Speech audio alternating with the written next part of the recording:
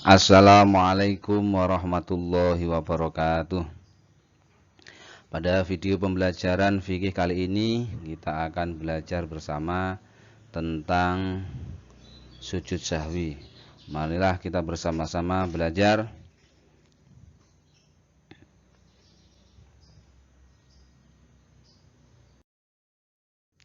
Pertama, kita akan membahas tentang pengertian sujud sahwi.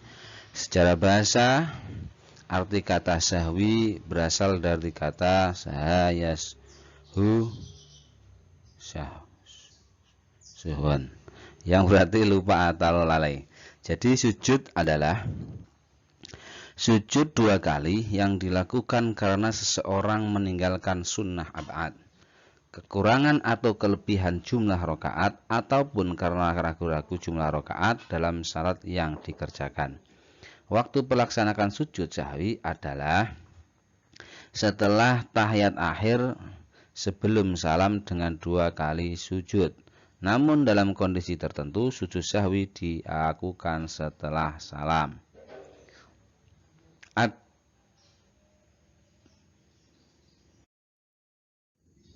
Adapun bacaannya yaitu subhana man la yanamu wa la yashu, yang artinya Maha suci Allah yang tidak pernah tidur dan tidak pernah lupa. Adapun dalilnya dalam sujud sahwi yang tertera dalam hadis riwayat Al-Bukhari, yang artinya apabila adzan dikumandangkan maka setan berpaling sambil kentut hingga dia tidak mendengar adzan tersebut. Apabila adzan selesai dikumandangkan maka ia pun kembali. Apabila kumandangkan iqamah, setan pun berpaling lagi. Apabila iqamah selesai dikumandangkan, setan pun kembali. Ia akan melintas di antara seseorang dan nafsunya. Dia berkata, ingatlah demikian untuk sesuatu yang sebelumnya. Dia tidak mengingatnya hingga laki-laki tersebut senantiasa tidak mengetahui berapa rakaat dia sholat.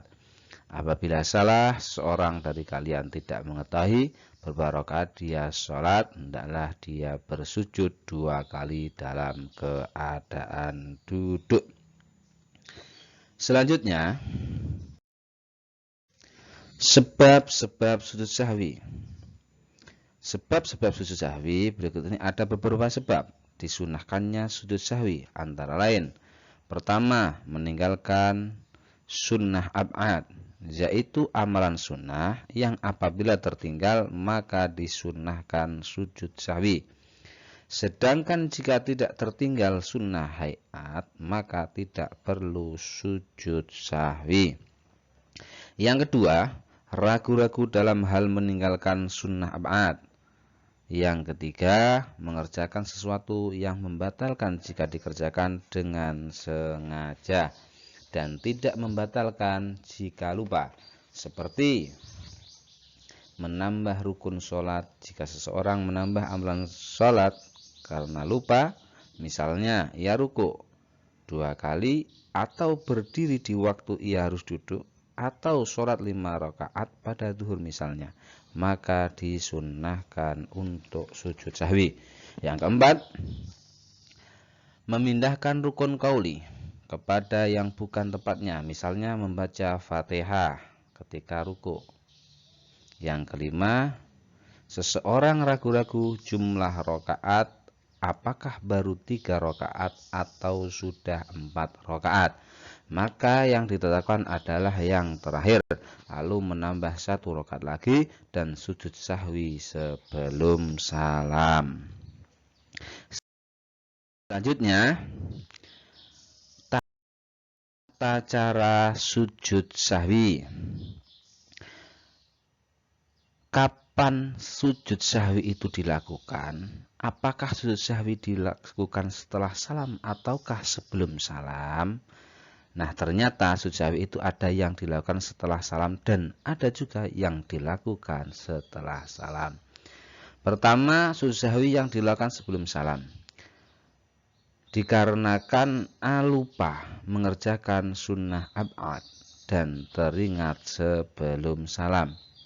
Yang kedua, ragu terhadap hitungan jumlah rakaat salat yang sedang dikerjakan dan musolli tidak yakin mengenai hitungan jumlah rakaat.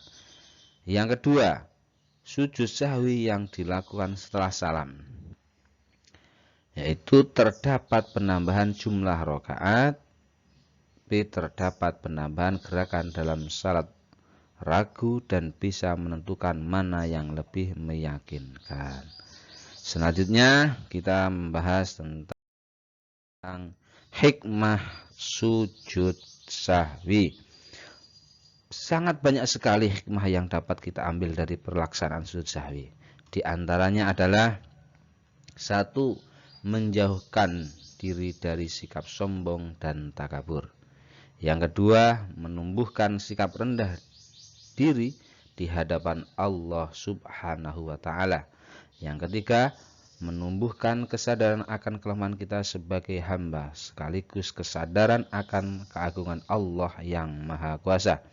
Yang keempat, menyadarkan bahwa manusia adalah yang sering salah dan lupa, sehingga harus banyak memohon ampun kepada Allah Subhanahu wa Ta'ala.